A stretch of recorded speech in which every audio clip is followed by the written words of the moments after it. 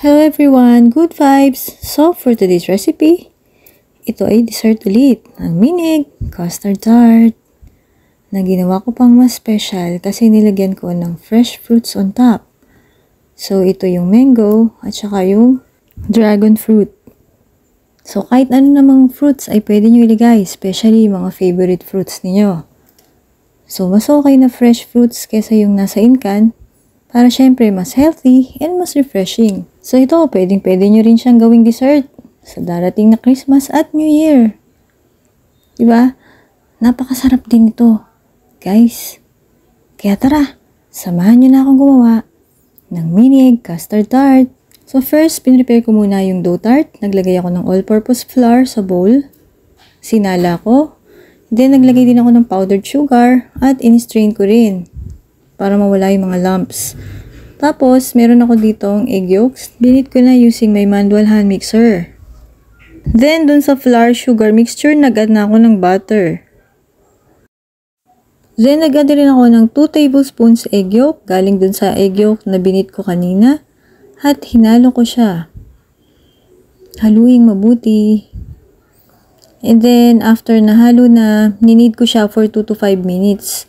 Until smooth at binilog ko, and then nirap ko siya with plastic and nilagay ko sa freezer for 30 minutes, pwede rin hanggang 1 hour. Then pinrepare ko na yung filling, naglagay na ako ng warm water and then sugar at minix ko until nag-dissolve yung sugar. Then nung dissolve na yung sugar, naglagay ako ng salt and then minix ko ulit until mag-dissolve completely yung salt. Then nilagay ko na yung remaining egg yolk. And then minix. Then naglagay ako ng vanilla. Then evaporated milk. And then minix ko ulit. Tapos in-strain ko yung filling at ready na siya. Then yung dough tart kinuha ko na sa freezer. Ayan. At nag-form ako ng log. Ayan. And then inikot-ikot ko dun sa kneading table para maging uniform yung size ng log. And then, kinat ko na siya into small pieces. Hindi ko na siya winay kasi hindi ko naman to ibebenta. Dahil sarili namang pangkain lang to. And then, pinlace ko na yung maliliit na dough dun sa tray. At pinrest ko na ng aking tart presser. Tapos, nung ready na lahat ng tart shell, nilagay ko na yung filling.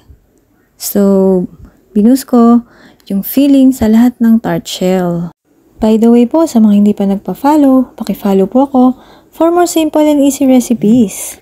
And then ready na, inilagay ko na sa preheated oven at 175 degrees Celsius at binake ko for 25 minutes. Ayan, in-unload ko na sa oven ang mga tarts at nilagyan ko na ng fresh fruits.